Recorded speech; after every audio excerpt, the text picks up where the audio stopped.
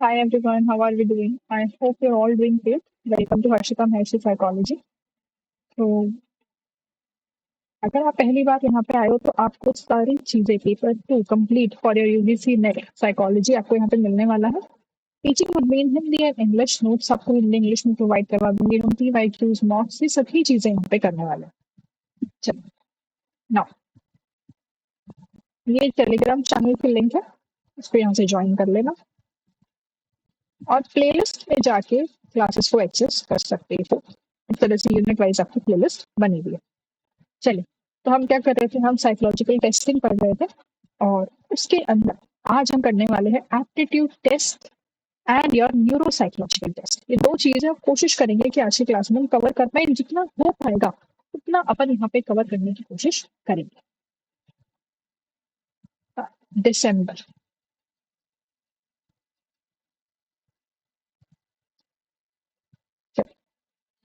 तो अगर हम बात करें कि एप्टीट्यूड, तो एप्टीट्यूड टेस्ट समझने से पहले हमको ये पता होना चाहिए कि एप्टीट्यूड क्या होता है ना।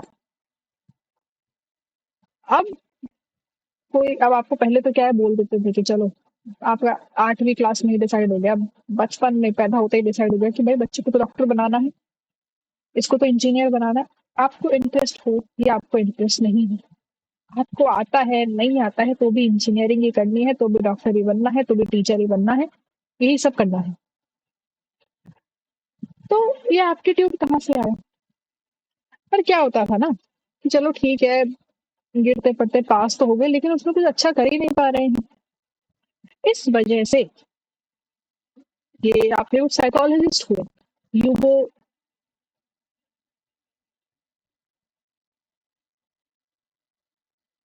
यूगो मस्टनबर्ग,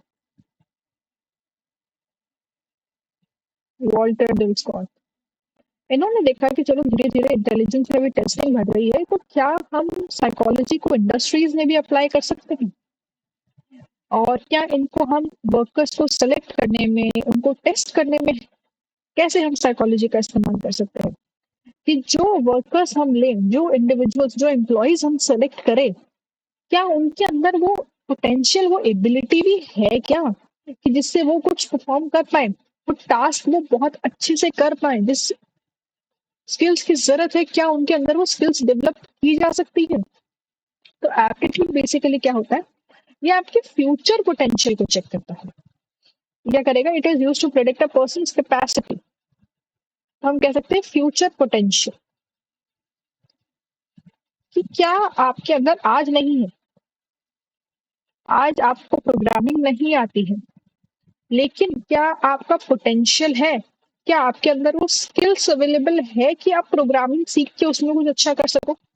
आज आपको नहीं पता है कि आप प्रोग्रामिंग कुछ भी नहीं जानते हो लेट्स से, लेकिन जब मैंने आपका एप्टीट्यूड टेस्ट लिया तो उसके अंदर आपकी लॉजिकल रीजनिंग पे बहुत अच्छा स्कोर आया। इट मीन्स कि अगर आप प्रोग्रामिंग सीखते हो और तो उससे क्या होगा, आप एक तो बहुत अच्छे से उसको सीख पाओगे क्योंकि आपकी लॉजिकल रीजनिंग बहुत अच्छी है और आप उसमें बहुत अच्छा कर पाओगे। तो दैट इज योर एप्टीट्यूड। तो कहीं ना कहीं हम कह सकते हैं कि जो एप्टीट्यूड टेस्टिंग है वो इंटेलिजेंस टेस्टिंग से इन्फ्लुएंस हुई। इन लोगों ने जब देखा, इन साइकोलॉजिस्ट ने देखा कि किस तरीके से इंटेलिजेंस टेस्ट बन रहे हैं, उसके बाद क्या होने लगा, उसके बाद इन्होंने उसको यहाँ पे भी अप्लाई करने की कोशिश। क्लार्क हल ने भी एक पब्लिश किया था,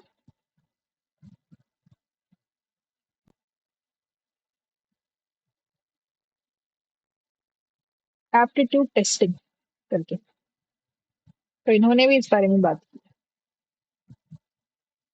अब टेस्ट कैसे हो सकते हैं, स्पेसिफिक एप्टीट्यूड टेस्ट हो सकते हैं कि कोई स्पेसिफिक क्षमता मेजर करेगा, या फिर मल्टीपल एप्टीट्यूड भी हो सकते हैं कि बहुत सारी एबिलिटीज को एक साथ मेजर किया जा रहा है। लेट्स से कोई आपका टेस्ट है जो सिर्फ एक एस्पेक्ट को मेजर करता है, सिर्फ लॉजिकल रीजनिंग को मेजर करता है या सिर्फ आपके वर्बल एप्टीट्यूड को मेजर करता है।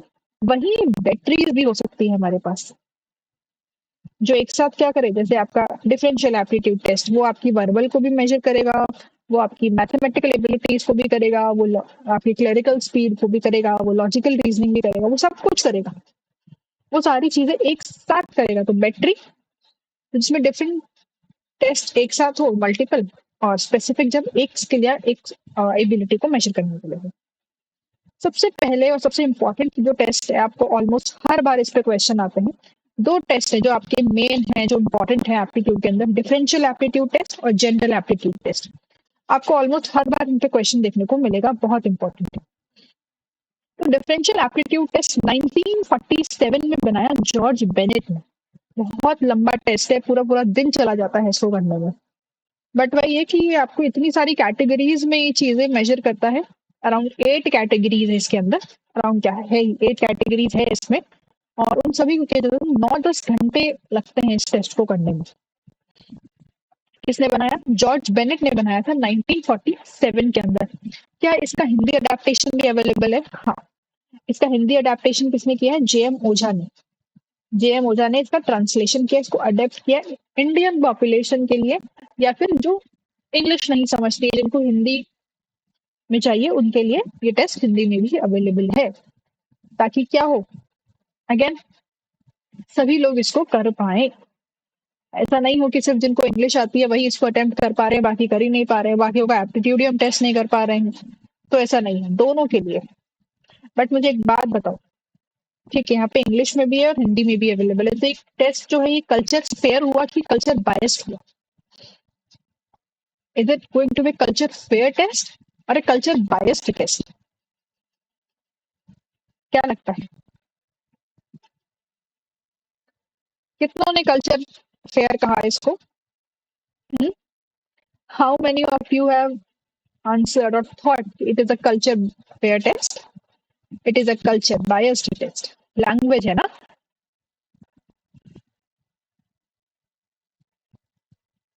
जिसको हिंदी और इंग्लिश दोनों ही नहीं आती है वो क्या करेगा? वो कैसे देगा इसको? नहीं कर सकता ना, तो कल्चर बायस है। किसके लिए है ये बहुत इंपॉर्टेंट है, जिससे हम गलतियां कर देते हैं। ये 8 to 12 स्टैंडर्ड के बच्चों के लिए, मतलब 8वीं कक्षा से लेकर 12वीं कक्षा तक के छात्रों के लिए, students from class 8 to class 10 12, उनके लिए ये टेस्ट है। यहाँ पे एज नहीं है, ये 8 से 12, it is not the age, it is the standard, it is the class. तो क्लासेस 8 to 12 के जो बच्चे हैं वो इसको क्या कर सकते हैं, इसको टेस्ट फॉर्म को दिया जा सकता है। ऑब्वियसली बात, ऑब्वियसली 10th में आप 9-10 में दीजिए बच्चे को, ताकि वो 11-12 में उस सब्जेक्ट चूज कर पाए। या आप 11-12 में बच्चे को दीजिए ताकि वो आगे फिर कॉलेज में इसको क्या लेना है, क्या सब्जेक्ट्स पढ़ने हैं, वो डिसाइड कर पाए। तो उन्हीं के लिए, एक बार आप करियर पाथ ऑलरेडी जा चुका है तो फिर तो चलो सेंस बनता नहीं है। दोनों मेल और फीमेल स्टूडेंट्स पे अप्लाई किया जा सकता है। ऐसा नहीं है कि सिर्फ मेल्स पे किया जाएगा या फिर फीमेल्स पे किया जाएगा, दोनों पे किया जा सकता है। कितनी एबिलिटीज मेजर करता है? 8 एबिलिटीज ये मेजर करता है। देयर आर टोटल 8 कैटेगरीज या 8 सब टेस्ट इसके अंदर अवेलेबल है। क्या इसका कोई फिक्स टाइम पीरियड है कि अच्छा आपके पास इस टेस्ट को 1 घंटे में 2 घंटे में? नहीं। तो ऐसा भी कई बार पूछ लेते हैं, नो फिक्स टाइम।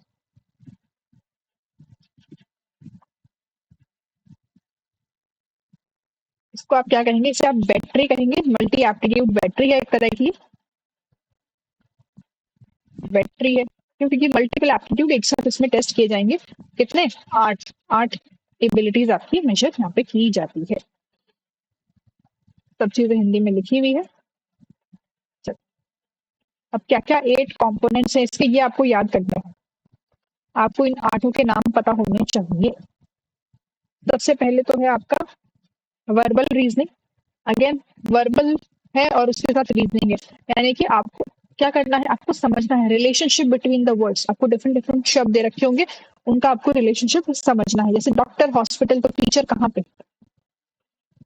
इस तरह से क्वेश्चंस। डॉक्टर अगर हॉस्पिटल में होता है तो टीचर कहाँ होती है? तो हम क्या कहेंगे, टीचर होते हैं स्कूल में। इस तरह के क्वेश्चन ले सकते हो। न्यूमेरिकल एबिलिटी, अगेन आपकी अर्थमेटिक प्रॉब्लम्स को, मैथमेटिक प्रॉब्लम्स को सॉल्व करना, मैथ्स की रिलेटेड प्रॉब्लम्स, एडिशन, सब्ट्रैक्शन, ये सब चीजें, डिवीजन।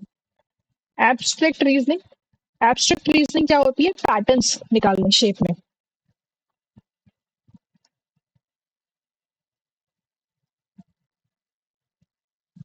फाइंड पैटर्न्स, पैटर्न्स वाले क्वेश्चंस होते हैं मेनली। जैसे अगर आपको ये है, ये है, तो बताओ यहाँ पे क्या है, इस टाइप के क्वेश्चंस। स्पेस और उससे रिलेटेड आपके क्वेश्चंस होते हैं। इसमें क्या क्या हो सकते हैं, जैसे आपको कहें कि आपको बेसिकली ये करना है कि आपको सोचना है कि आप एक पेपर को रोटेट कर रहे हैं। अब बताइए, इसको आपने इससे क्वेश्चंस भी देखे होंगे, पेपर को रोटेट किया गया है, फिर आप बताओ किस तरीके से वो उसमें एक होल कर दिया, पेपर को बंद किया और उसमें बीच में एक होल कर दिया, तो वो किस तरीके से पैटर्न खुल के आएगा। इस टाइप के क्वेश्चंस क्या है, स्पेस रिलेशन के क्वेश्चंस है। मैकेनिकल मशीन्स को ऑपरेट करना आपको किस तरीके से आता है, क्या आप बेसिक बेसिक जो मशीन है उनको ऑपरेट करना जानते हो क्या, उनको काम में लेना जानते हो क्या। तो क्वेश्चंस पूछते हैं आपसे कि अगर गाड़ी है तो गाड़ी का कौन सा गियर लगेगा, अगर क्लॉकवाइज लगाना है तो क्लॉकवाइज मूव कर रहे हैं तो कौन सा गियर लगाना है। सिंपल सिंपल क्वेश्चन है कि अगर आपको इसकी नॉलेज है या नहीं है। मैकेनिकल में आप जा सकते हो कि नहीं जा सकते हो। क्लरिकल स्पीड एंड एक्यूरेसी, आपके कितनी जल्दी से कितनी क्विकली आप एरर्स को फाइंड कर सकते हो। क्लरिकल वाला काम, जो क्लर्क वाला काम होता है ना, उसमें आप कितने अच्छे हो, तो आप कितनी एक्यूरेटली कितने अच्छे से डिफरेंसेस फाइंड कर सकते हो, एरर फाइंड कर सकते हो, डिफरेंसेस फाइंड कर सकते हो, ये सब चीजें। तो मतलब आपकी क्विकनेस देखी जा रही है। स्पेलिंग, अगेन करेक्ट स्पेलिंग्स आपको आती है कि नहीं आती। आपको स्पेलिंग देंगे और आपको पूछेंगे कि बताओ कौन सी करेक्ट स्पेलिंग है, जैसे REC या RECIV। अब बताओ इनमें से कौन सा करेक्ट स्पेलिंग है, तो ये वाली करेक्ट स्पेलिंग। फिर ग्रामर, बेसिक आपको ग्रामर के क्वेश्चंस पूछे जाते हैं। तो ये 8 कंपोनेंट्स आपको याद होने चाहिए। उसे ग्रुप करके याद करोगे याद हो जाएंगे। जैसे ये वर्बल वर्बल कहीं ना कहीं लैंग्वेज से related, verbal reasoning, spelling and grammar एक साथ आ गए। फिर न्यूमेरिकल रीजनिंग, मैकेनिकल, क्लरिकल एक साथ आ गए। फिर एब्स्ट्रैक्ट और स्पेस आ गए। इस तरीके से आप इनको याद कर सकते हो, इनको याद करना जरूरी है। नेक्स्ट अपने पास क्या है, next is general aptitude test batch. इसके अंदर अगेन आपको क्या याद रखना है, ये किसके बाद आया, ये इस वाले टेस्ट के बाद आया, आपका DAT के बाद आया जनरल एप्टीट्यूड टेस्ट बैटरी। इसके अंदर टोटल 12 टेस्ट है। यहाँ पे थोड़ा सा कंफ्यूजन हो जाता है, बच्चे गलती कर देते हैं कि इसके अंदर 12 टेस्ट हैं, लेकिन ये मेजर क्या कर रहा है, ये सिर्फ 9 एबिलिटीज को मेजर करता है। There are 12 test but it measure 9 different abilities. The test are aimed at literate adolescents. Again literates के लिए है, यहाँ पे भी याद रखना, आपको अगर पूछ ले वैसे तो समझ में आ रहा है, पढ़े लिखे वालों के लिए होगा, 8 to 12 के स्टैंडर्ड के स्टूडेंट है तो मतलब पढ़े लिखे हैं, कुछ आता है उनको, तो ये भी लिटरेट्स के लिए है। अगर नहीं पढ़ा हुआ है तो वो उसको नहीं कर पाएगा।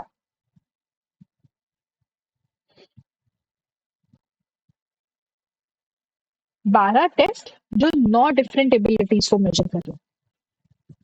The test are aimed at literate adolescents. Again adolescents पे ही ये टेस्ट किया जाता है। हिंदी अडेप्टेशन है इसका, हाँ किसने दिया, अशोक डोलके ने। वो किसने दिया था पहले वाला, JM ओझा ने। GATV का किसने दिया, अशोक डोलके ने। तो ये 4-5 चीजें जो आपको पता होनी चाहिए इस टेस्ट के रिगार्डिंग, कि 12 टेस्ट है, 9 एबिलिटीज है, एडोलेसेंस पे किया जाता है। हिंदी अडेप्टेशन किसने दिया है इसका, हिंदी अडेप्टेशन दिया अशोक डोलके ने। ये वही सेम चीज है आपके पास यहाँ लिखी हुई है ना। इसके अंदर क्या क्या चीजें हैं, कौन कौन सी एबिलिटीज आपकी मेजर की जाती है। आप जनरल इंटेलिजेंस को मेजर करते हैं, आपकी नॉर्मल जो इंटेलिजेंस है डे टू डे वाली, वो वाली चीज आप देखते हैं, प्रॉब्लम सॉल्विंग एबिलिटी है कि नहीं है, ये सब चीजें basic basic. Verbal aptitude, verbal aptitude क्या है, लैंग्वेज, कि आपको लैंग्वेज की समझ है या नहीं है। वर्बल रीजनिंग हो गया, कॉम्प्रिहेंशन हो गया, ये सब चीजें आपको स्पेलिंग पूछ लेंगे, शब्दों का मतलब पूछ लेंगे, ये सारी चीजें यहाँ पे होती है। फिर आपका numerical aptitude, again mathematical ability आपकी देखेंगे।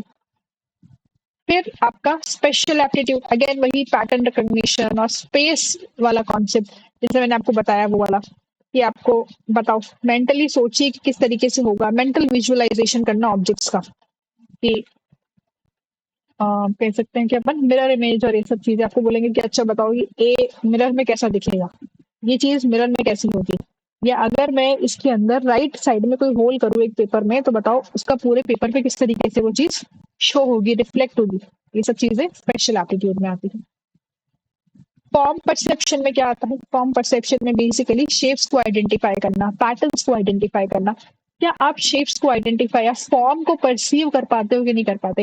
आप उसको अंडरस्टैंड कर पाते हो नहीं कर पाते? आप उसको आइडेंटिफाई कर पाते हो नहीं कर पाते? बहुत ही मेसी सा बैकग्राउंड देंगे और उसके अंदर कुछ शेप्स देंगे, आपको वो शेप्स ढूंढ के निकालनी होगी उसके अंदर से, तो फॉर्म परसेप्शन।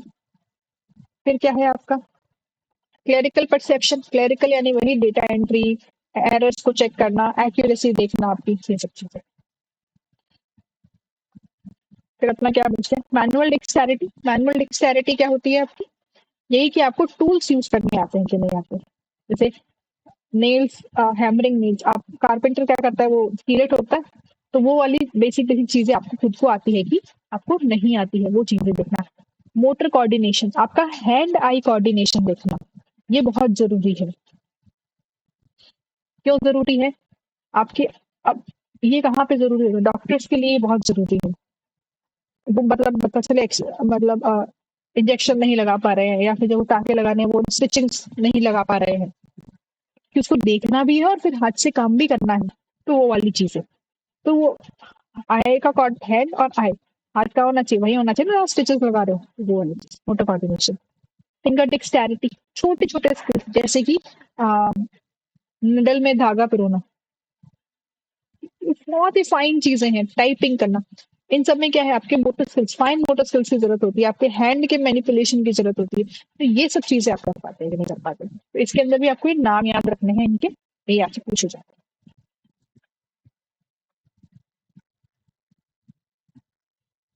ये दो मेन है आपके पास, बाकी तो फिर एडिशनल है, आपको थोड़ा बहुत पता हो तो बहुत बढ़िया है। जैसे arm services vocational aptitude battery, ये आर्म सर्विसेज के लिए, आर्मी वालों के लिए बनाया गया था। इसके अंदर क्या है, बहुत सारे ऐसे सेक्शंस हैं, स्किल्स है, जो क्या करते हैं, मिलिट्री टेस्ट के लिए है, मिलिट्री वालों के लिए किया जाता है। इंडिया में तो होता भी नहीं है ये वाला टेस्ट, ये अमेरिकन है, उन्होंने बनाया था। तो क्या देखते हैं वो लोग? जनरल साइंस, साइंस की नॉलेज देखते हैं, आपको शब्दों की नॉलेज है या नहीं है, मैथ्स की नॉलेज, आपको अगेन वही ऑटोमेटिक्स, ये आपके मशीन्स वगैरह ये सब चलाने आते हैं कि नहीं आते, ऑटोमोबाइल्स, मैकेनिकल, मैकेनिक्स की नॉलेज है कि नहीं है, इलेक्ट्रॉनिक्स की नॉलेज है कि नहीं है, पैराग्राफ कॉम्प्रिहेंशन, अर्थमेटिक रीजनिंग, ये सारे कॉम्पोनेंट्स इसमें मेजर किए जाते हैं। आपको इनको याद रखने की कोई जरूरत नहीं है, बस आपको ये नाम पता होना चाहिए कि क्या है ये एक एप्टीट्यूड टेस्ट है। और अगर आप इनका बेसिक बेसिक अगर याद कर रख लेते हो ये कंपोनेंट्स, मतलब ऐसे बस आंखों से निकालो ना कि वहां पे कुछ आए तो आइडेंटिफाई कर पाओ, रिकॉग्नाइज कर पाओ, बस ज्यादा जानने की जरूरत नहीं। फिर Gilford Zimmerman aptitude battery, again ये किसने दिया है? ये जेपी गिलफर्ड ने और जिमरमैन ने दिया है। सिंपल, ये भी क्या मेजर करता है? आपका वर्बल कॉम्प्रिहेंशन, वर्ड्स की नॉलेज, आपकी जनरल रीजनिंग, रीजनिंग के क्वेश्चंस आपने देखे होंगे वैसे, न्यूमेरिकल एबिलिटी, आपकी लॉजिकल रीजनिंग कैसी है, परसीव करने की क्षमता कैसी है आपकी चीजों को, इसमें वो वाले क्वेश्चंस कि आइडेंटिफाई करो इस शेप को, ये चीज ढूंढो, ये एरर स्पॉट करो, ये सब चीजें। स्पेशल स्पेस का concept, spatial visualization and mechanical knowledge, ये सब चीजें इसमें देखी जाती हैं। तो आपको बस थोड़ा थोड़ा इनको रिकॉग्नाइज कर पाओ, इतना पता होना चाहिए, बाकी इसमें आपको कुछ भी जानने की जरूरत नहीं है। दो टेस्ट है जो हमारे इंपॉर्टेंट है, हर बार पूछे जाते हैं, वो आपका डीएटी और जीएटी भी है। अब we should move on to neuro psychological test. क्या होते हैं भाई ये न्यूरो साइकोलॉजिकल टेस्ट? सबसे पहले तुम बात करें कि न्यूरो साइकोलॉजी क्या है। Neuro psychology simply means, your neuro means brain या आपका नर्वस सिस्टम,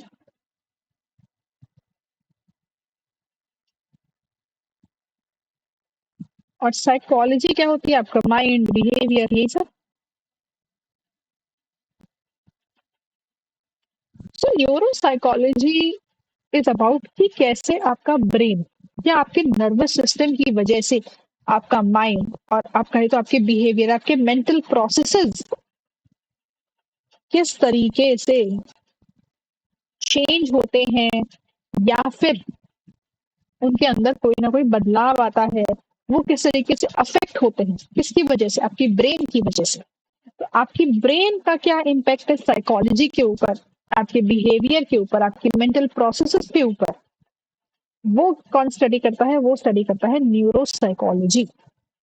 तो अब देखो क्या होता है ना, ये कब किए जाते हैं? ये बेसिकली अगर कोई एक्सीडेंट है या कोई न्यूरोलॉजिकल कंडीशन है, ये प्रॉब्लम्स, न्यूरोसाइकोलॉजिकल प्रॉब्लम्स कब होंगी? जब आपके ब्रेन को किसी ना किसी प्रकार की कोई इंजरी हुई है। ये डिसऑर्डर्स कब होंगे? कोई डिसऑर्डर क्यों कॉज हुआ? क्योंकि कोई न्यूरोलॉजिकल कंडीशन है, कोई ब्रेन इंजरी है, इसकी वजह से क्या हुआ है? आपके बिहेवियर में बदलाव आया है, आपके मेंटल प्रोसेसेस में बदलाव आया, आपकी कॉग्निटिव क्षमता में, आपकी कॉग्निटिव एबिलिटी में, आपकी मेमोरी में, आपके अटेंशन में, ये language, executive, problem solving skills, इनके अंदर कुछ ना कुछ डिस्टॉर्शन हुए हैं, कुछ ना कुछ इनमें प्रॉब्लम हुई है। किसकी वजह से? आपके ब्रेन में किसी प्रकार की कोई इंजरी की वजह से, कोई एक्सीडेंट हो गया है या किसी ने मार दिया आपके सर में, उसकी वजह से क्या हुआ है? उसकी वजह से ये सब नहीं हो पा रहा है। तब क्या किए जाते हैं? तब हमारे पास कुछ टेस्ट हैं जो हम करते हैं। तो ये क्या करता है? न्यूरोसाइकोलॉजिकल टेस्ट बेसिकली आपको किसी ना किसी हम कहें तो डायग्नोसिस में हेल्प करेगा कि आपको कोई एडीएचडी है या अल्जाइमर्स है, डिमेंशिया है। क्या होता है इन सब में? अल्जाइमर में या डिमेंशिया में याददाश्त जाने लगती है, लोग चीजें भूलने लगते हैं। तो ये सब चीजें हैं क्या आपको किसी इंडिविजुअल को?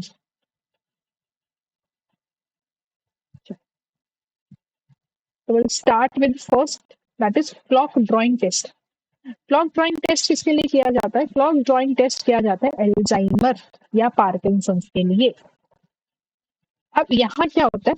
जो इंडिविजुअल, अगर किसी इंडिविजुअल को क्या है, अल्जाइमर है या ये सब चीजें हैं, तो उनको ना ये, उनसे ये सब ये बन नहीं पाते, वो क्लियरली लाइंस नहीं बना पाएंगे, वो टाइम नहीं बना पाएंगे, वो ऐसे सर्कल्स ड्रॉ नहीं कर पाएंगे। जैसे आप और मैं क्या कर सकते हैं? हम एक प्रॉपर सर्कल ड्रॉ कर सकते हैं और उसके अंदर हम एक घड़ी बना सकते हैं। लेकिन ये लोग जो हैं, जिनको अल्जाइमर है या जिनको पार्किंसंस है, वो क्या करते हैं? वो ये सब नहीं कर पाते हैं। तो अगर ये नहीं कर पा रहे हैं तो इसका मतलब उनको इस तरह की कोई दिक्कत है। Are you getting it? इसके अलावा पायलट्स को के सिलेक्शन के लिए अगेन वही विजुअल स्पेशल टेस्ट करने के लिए भी उनसे ये करवाया जाता है कि उनको वो ओरिएंटेशन वाला प्रॉब्लम तो नहीं है। तो यहाँ पे बहुत सारी चीजें आपकी, आप नंबर सही से डाल पा रहे हो कि नहीं डाल पा रहे हो स्पेस के अंदर, आप प्लान या ऑर्गेनाइज कर पा रहे हो कि नहीं कर पा रहे हो, अटेंशन आप कर पा रहे हो नहीं कर पा रहे हो, मल्टी टास्क है, मल्टी स्टेप्स हैं यहाँ पे। तो ये सभी चीजें क्या करती है? रिजेक्ट करती है। तो बहुत जल्दी से ये एक स्क्रीनिंग हो जाती है किसकी? अल्जाइमर्स की और उनकी। समझ रहे हो कि क्या है? ये भूल जाएंगे, ये लोग भूल जाएंगे, नंबर्स भूल जाएंगे, ये हैंड्स को ड्रॉ करना भूल जाएंगे, उनको याद ही नहीं रहेगा कैसे करते हैं। तो इस वजह से क्लॉक ड्राइंग टेस्ट यहाँ पे किया जाता है। नेक्स्ट अपने पास क्या है? हेल्स्टेड राइटन न्यूरोसाइकोलॉजिकल टेस्ट।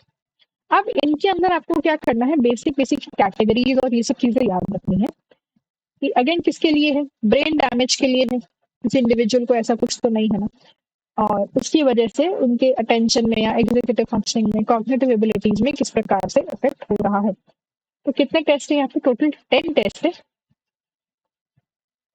और कहाँ तक? 15 साल तक ही किया जाता है।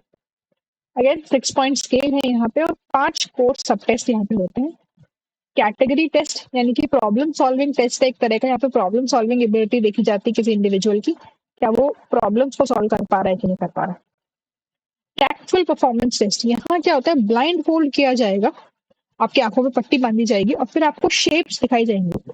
दिखाई क्या जाएगी? मतलब कुछ होगा ऑब्जेक्ट, उसको टच करके बताना होगा कि ये सर्कल में है या फिर ये ट्राइंगल है या फिर ये स्क्वायर है, इस तरह की चीजें आपको बतानी पड़ेगी। तो यहाँ पे ब्लाइंड फोल्ड किया जाता है।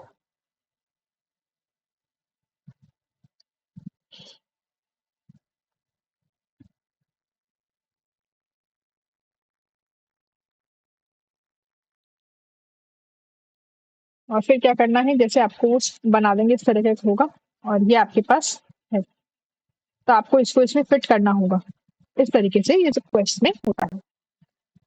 सी शोर रिदम टेस्ट, ये क्या है? ये डिफरेंट साउंड पैटर्न्स के बीच में रिदम है ना, तो डिफरेंट साउंड पैटर्न्स के बीच में क्या करना, डिफरेंशिएट करना कि ये साउंड किस चीज का है। अगर आप, क्या वो इंडिविजुअल ये सब कर पा रहा है, नहीं कर पा रहा, क्या वो इतना अटेंशन पे कर पा रहा है, नहीं कर पा रहा, क्या वो कॉग्निटिव फ्लेक्सिबिलिटी दिखा पा रहा है कि नहीं दिखा पा रहा है, कि वो एक चीज से दूसरी चीज पे शिफ्ट हो जाए, वो इस तरह की चीजें कर पा रहा है, नहीं कर पा रहा, ये सब हम यहाँ पे देखते हैं।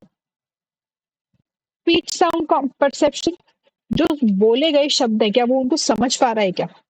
और ये सब चीजें हमें बहुत आसान लगती है, बट ये जो पेशेंट्स होते हैं, ब्रेन इंजरी के पेशेंट्स है, या किसी को पार्किंसंस है, एल्जाइमर्स है, डिमेंशिया है, स्पेसिफिकली ये, या और कोई न्यूरोसाइकोलॉजिकल प्रॉब्लम है, तो उनके लिए बहुत ही मुश्किल हो जाता है ये शेप्स को फाइंड करना, या म्यूजिक को आइडेंटिफाई करना, डिफरेंट साउंड पैटर्न्स को समझना, ये शब्दों का मतलब समझना, उनके लिए बहुत डिफिकल्ट है।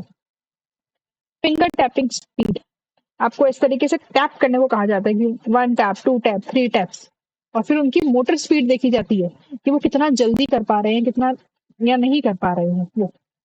तो ये तो 5 सब टेस्ट है, इसमें कोर टेस्ट है। इसके अलावा भी कुछ ऑप्शनल है कि अगर इनसे कुछ कंक्लूसिव रिजल्ट हमारे पास नहीं निकलते हैं तो हमको ये देने पड़ते हैं। ट्रेल मेकिंग, नंबर्स और लेटर्स को कनेक्ट करना बेसिकली, तो अगेन किस चीज के लिए, अटेंशन और टास्क स्विचिंग, कितना आप जल्दी स्विच कर पा रहे हो चीजों के बीच में, आप अटेंशन पे कर पा रहे हो। एफेशिया स्क्रीनिंग टेस्ट लैंग्वेज के लिए, एफेशिया इज लैंग्वेज, लैंग्वेज के लिए किया जाता है। बाकी लैंग्वेज की एबिलिटी ठीक है कि नहीं है, लैंग्वेज आप प्रॉपर आप बोल पा रहे हो कि नहीं बोल पा रहे हो, उसके लिए एफेशिया स्क्रीनिंग टेस्ट।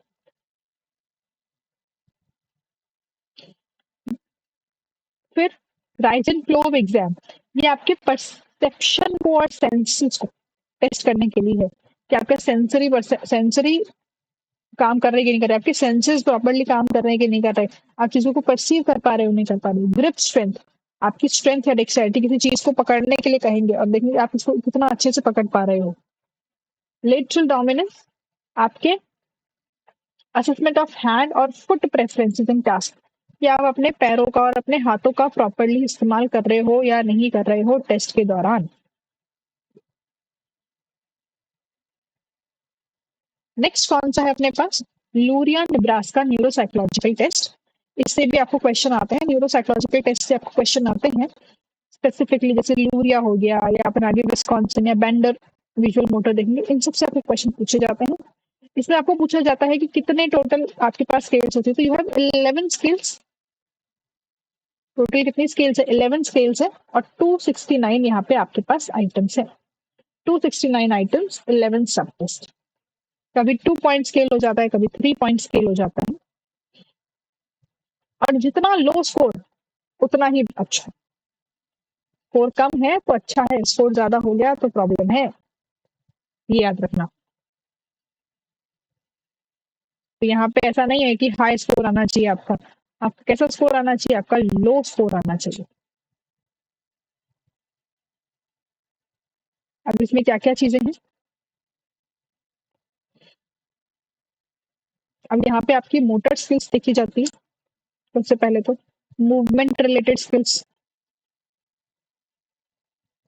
अब ये देखो, ये आपके ना सारे एस्पेक्ट्स को बेसिकली मेजर करता है, आपके कॉग्निटिव हो गए, आपके सेंसरी हो गए, आपके लैंग्वेज के फंक्शन हो गए, क्या देखने के लिए, किसी प्रकार का ब्रेन डैमेज तो नहीं है, और अगर ब्रेन डैमेज है तो वो कौन सी लोकेशन में है। आपके लोब्स होते हैं आपके पास, अब उन लोब्स के अंदर अलग अलग क्या है, फंक्शंस डिटरमाइंड है, फंक्शंस असाइंड है कि फ्रंटल लोब ये करेगा, पैराइटल लोब ये करेगा, ये वाला लोब ये करेगा, टेम्पोरल लोब का ये काम है, ऑक्सीपिटल का लोब का ये काम है। तो आप ये देखते हैं कि आपकी मोटर मूवमेंट में कहीं प्रॉब्लम आ रही है क्या, मूवमेंट रिलेटेड में कोई प्रॉब्लम है क्या। अब मूवमेंट के अंदर कहीं ना कहीं अगर प्रॉब्लम आ रही है तो इट मीन्स कहीं ना कहीं आपका फ्रंटल लोब या आपका बेसल गैंग्लिया इनके अंदर प्रॉब्लम है, लिम्बिक सिस्टम में कोई ना कोई प्रॉब्लम है। आप टच रिलेटेड प्रॉब्लम है क्या, अब टच रिलेटेड आपका प्रॉपर है क्या, टच रिलेटेड नहीं है तो आपकी पेराइटल लोब में प्रॉब्लम है।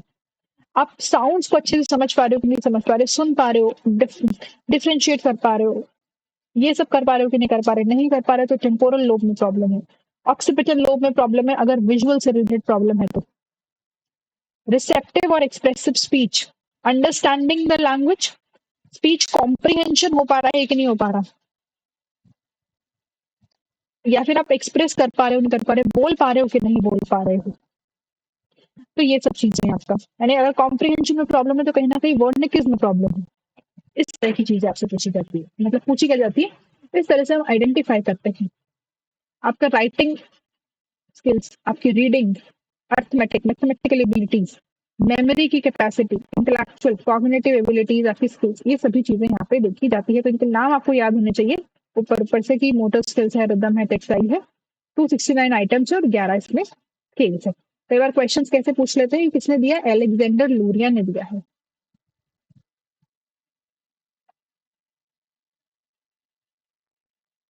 क्वेश्चन किस तरह से पूछे जाएंगे कि कितने स्केल्स हैं, और इसमें से बोलेंगे इसमें से कौन सा इसके अंदर नहीं आता है या कौन सा आता है।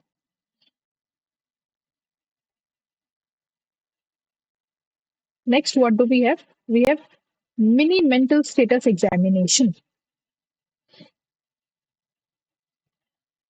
यहाँ पे आपको क्या चीजें कर रहे हैं, अब इसका ये क्या मतलब हुआ, सबसे पहले तो मिनी मेंटल स्टेटस एग्जामिनेशन। तो सिंपली अगर अपन बात करें तो एक छोटा सा टूल है जो बहुत सारी कॉग्निटिव फंक्शंस को असेस करता है, आपकी थिंकिंग, आपकी मेमोरी, आपके ओरिएंटेशन का, आपकी लैंग्वेज को। कहाँ पे डिमेंशिया के पेशेंट्स पे अल्जाइरम, डेलीरियम, स्ट्रोक या हेड इंजरी कोई भी हो, तो उसके बाद हमको क्या देखना है, हम एक छोटा सा एग्जामिनेशन लेंगे, 5 से 10 मिनट का ये होता है, बहुत छोटा सा। और उसमें एक बार ऊपर ऊपर से हम देख लेते हैं किसी का उसी टाइम पे अगर किसी को वो हुआ है, क्या कहते हैं हम, किसी का एक्सीडेंट हुआ है, कोई आईसीयू में है, बाहर निकल के आया, तो बस एक बार चेक करने के लिए उसके बाद डिटेल आप एग्जामिनेशन करिए। बट एक तरह का स्क्रीनिंग टेस्ट है, यहाँ से हमको थोड़ा बहुत आइडिया हो जाएगा कि कुछ ना कुछ प्रॉब्लम तो है या तो कोई प्रॉब्लम नहीं है। अब यहाँ पे हमको लगता है हल्का सा भी कि यहाँ पे कोई ना कोई दिक्कत है, कुछ प्रॉब्लम आ रही है, तो उसके बाद फिर हम आगे के कुछ और जो हमारे न्यूरो साइकोलॉजिकल टेस्ट हैं वो हम इंडिविजुअल पे करते हैं। तो टोटल कितने इसमें है आपके पास, if you score 20 below 250 25, then there is a problem. ठीक है ना, तो लो स्कोर का मतलब है प्रॉब्लम है।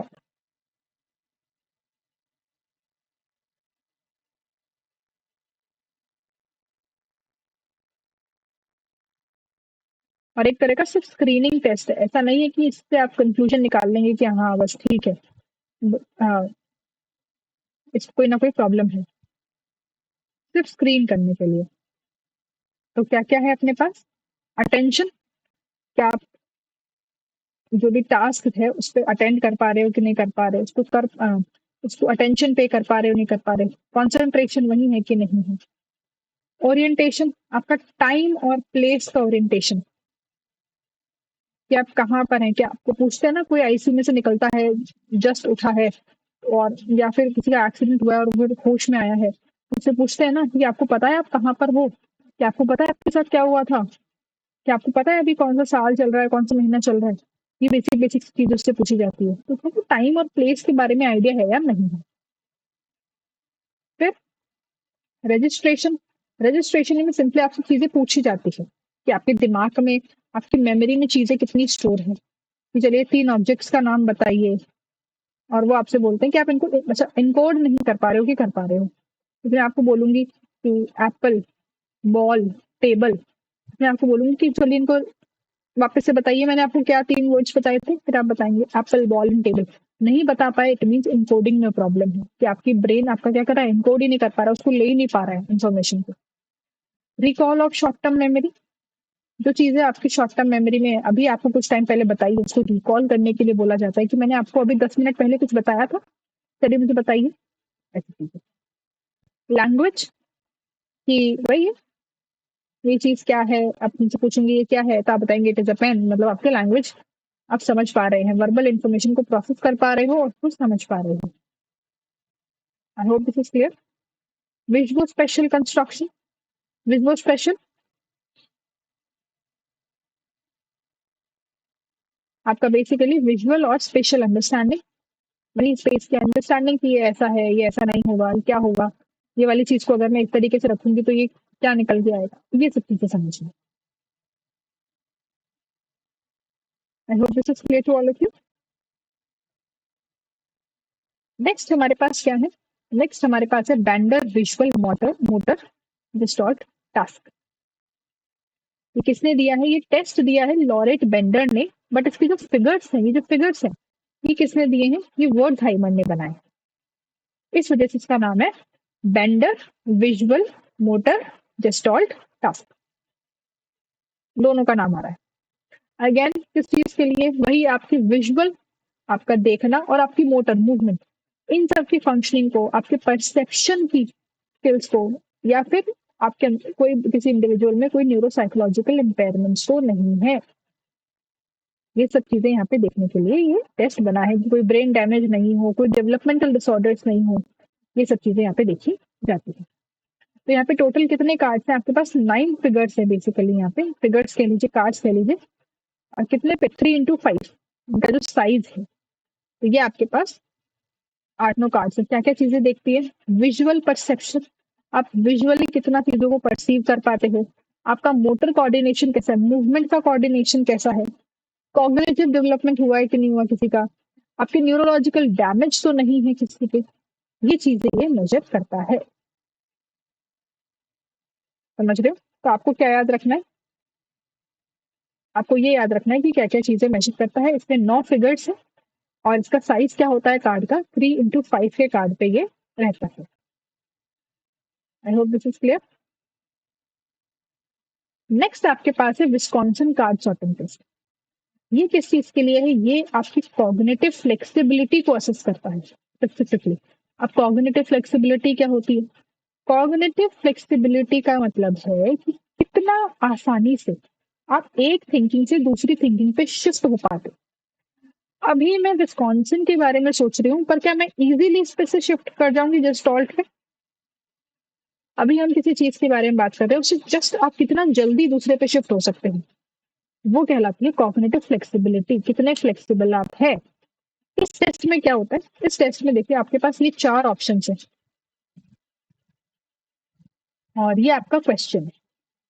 अब आपको क्या करना है? आपसे पूछा जाएगा कि आपको इसे मैच करना है इनके साथ में। मैच या तो आप कलर के बेसिस पे कर सकते हो, या तो आप नंबर के बेसिस पे कर सकते हो, समझ रहे हो, या तो शेप के बेसिस पे कर सकते हो।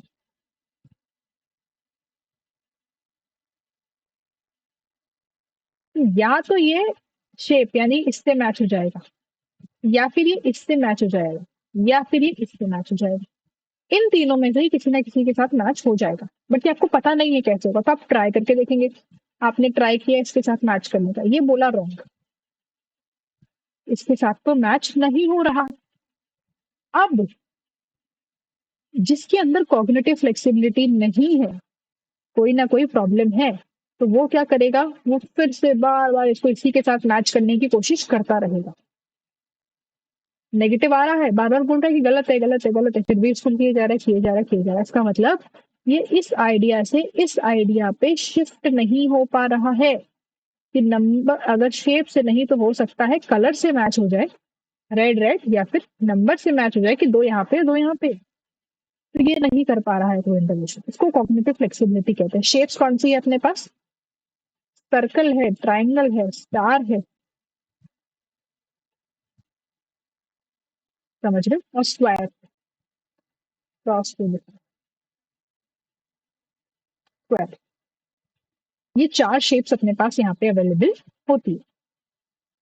अब यहाँ पे प्रेजर्वेशन टास्क भी होते हैं। प्रेजर्वेशन टास्क का मतलब क्या है? प्रेजर्वेशन का मतलब होता है कि ओल्ड रूल को अप्लाई करना। अब आपको बताई जा रही हूँ कि गलत कर रहे हो, गलत कर रहे हो, गलत कर रहे हो, फिर भी क्या करते हो? वही रूल, वही रूल, वही रूल, वही रूल। इससे दिखाता है कि कोई ना कोई फ्रंटल लोब के अंदर डिस्फंक्शन है, प्रॉब्लम है। तो this is your Wisconsin card sorting test. चलिए, thank you so much for watching. बहुत इजी क्लासेस है, यहाँ पे आपको ज्यादा कुछ करने की जरूरत नहीं है। आपको सिर्फ टेस्ट के बारे में थोड़ी थोड़ी नॉलेज होनी चाहिए कि किसमें क्या आता है, क्या नहीं आता है, क्या उसके सब टेस्ट हैं, और ये सब चीजें आपको पता होनी चाहिए। टेलीग्राम ज्वाइन कर लेना, लिंक डिस्क्रिप्शन में मिल जाएगा। पीडीएफ कहाँ मिलेगी? पीडीएफ के लिए ड्राइव फोल्डर है। ये कहाँ है? ये टेलीग्राम के ऊपर है, ये ले लो। चलो, thank you everyone, bye bye, take care.